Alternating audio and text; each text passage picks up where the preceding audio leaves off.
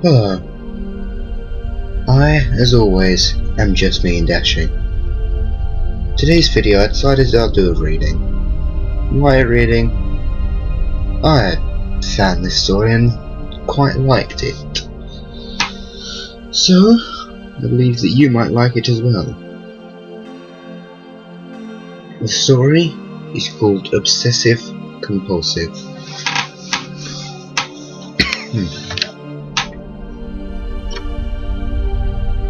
Hello.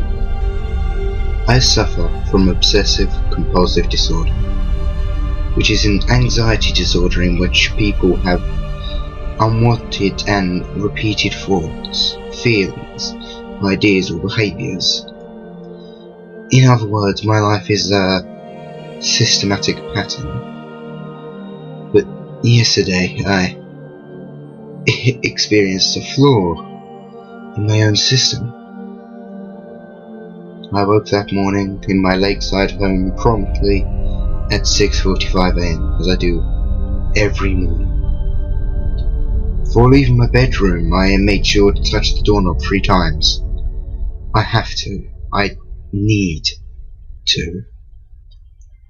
On my way downstairs, I made sure not to step on the second to last step. I never touch that step. I can't. I made my usual breakfast of toast, scrambled eggs and black coffee. I never eat anything else in the morning, just always those 3. Turning on my iPad, I make sure to check the local news headlines like usual, but today something was missing. I couldn't place my finger on it. Did I forget something? A strange feeling lingered with me all the way to my car.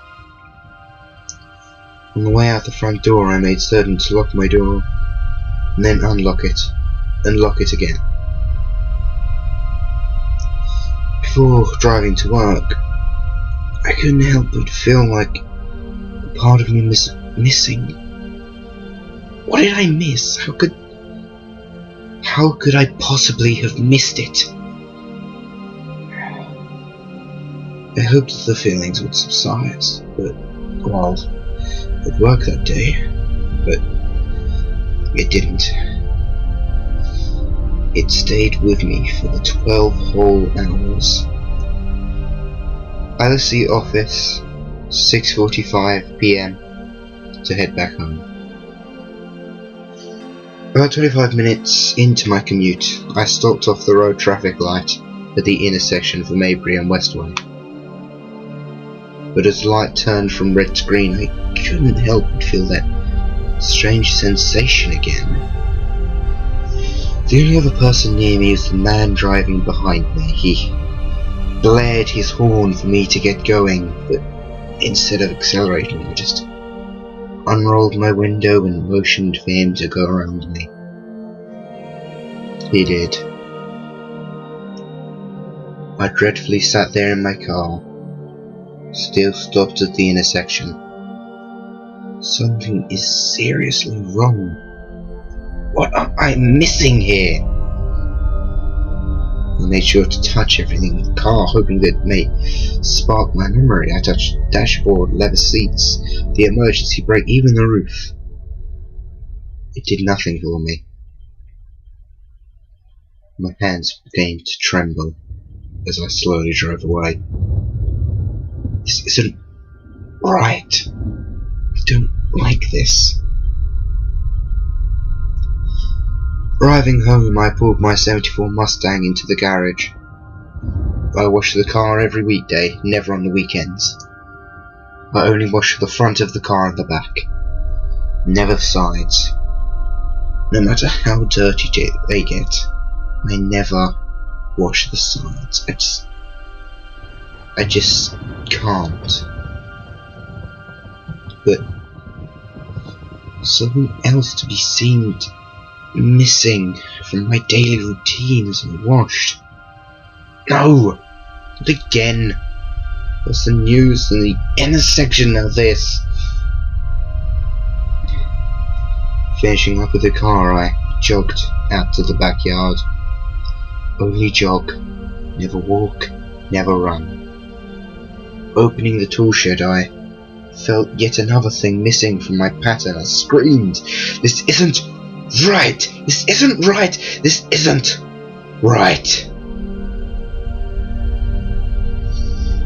I stumbled out of the shed and gazed at the lake. It always seemed to calm me when my anxiety got out of control. But tonight all I wanted to do was sleep. I needed to finish this day. The next morning, I awoke at 6:45 AM, touched the doorknob 3 times, made sure not to step on the second to last step on my way to the kitchen. I prepared my toast, scrambled eggs and black coffee. I turned on the iPad, browsed local news. It's still missing. I became aggravated. What could I possibly be missing? I began to feel nauseous. Hurrying out of the door, in a vicious rage, I quickly locked the door, unlocked it and locked it again. I drove off the work. I tend to get a lot of work done when I'm upset, strangely. So, at least I felt some accomplishment for when I left the office at 6:45 PM. I drove fast on my way home. Very fast. What am I missing? I approached the red lights at Maybury and Westway. Come on, think! A man was walking in the middle of the intersection, on his way to the other side. Why can't I remember?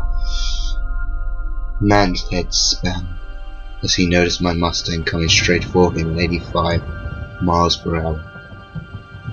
I noticed him too.